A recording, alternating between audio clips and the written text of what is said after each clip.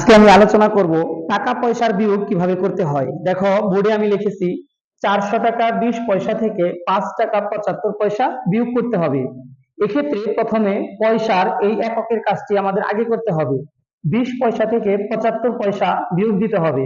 এখন 20 পয়সা থেকে 75 পয়সা কিন্তু বিয়োগ দেওয়া সম্ভব না, দিতে পারি না।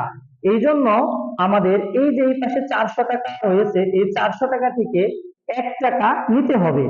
এখন এটাকে ধারও বলতে পারো। তাহলে 1 টাকা যদি আমি 400 টাকা থেকে নেই, তাহলে এখানে থাকবে কত? 399 টাকা। এখন 1 টাকা এই 20 পয়সার সাথে আমরা যোগ করব, তারপর সেখান থেকে 75 পয়সা বিয়োগ করব। এখন টাকা আর পয়সা দুইটা কিন্তু দুই একক, এই জন্য 1 টাকাকে এই পয়সাতে আগে রূপান্তর করতে হবে। তাহলে আমরা জানি 1 টাকা সমান কত পয়সা? 100 পয়সা। এখন সেই 100 পয়সার সাথে এই 20 পয়সা আমাদের কি করতে হবে? যোগ করতে হবে। 1 টাকা যা ওই পাশ থেকে নিয়ে আসলাম, 1 টাকায় 100 পয়সা, তাহলে 100 পয়সা আর যোগ করবো আমরা 20 পয়সা, তাহলে কত হলো? 120।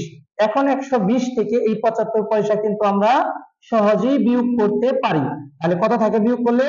5 আছে, কত হলে 10 হবে? 5 হাতে আমাদের 1 হয়ে গিয়েছিল, তাহলে 7 আর 1 8, 8 আছে কত হলে? 12 হবে 4 হলে, তার মানে 45 পয়সা।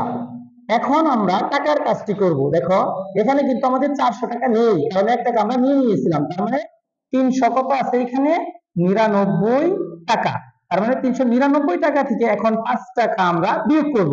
তাহলে যদি বিয়োগ করি, তাহলে 5 আছে কত হলে? 9 হবে, 4 হলে, আর 9 এর 9 আর হচ্ছে 3 এর 3, তার মানে 394 টাকা 45 পয়সা। আমি কিন্তু এটা তোমাদেরকে বোঝানোর স্বার্থে লিখেছি, এগুলো তোমরা এখানে না লিখে অন্যত্র রাখ করবে।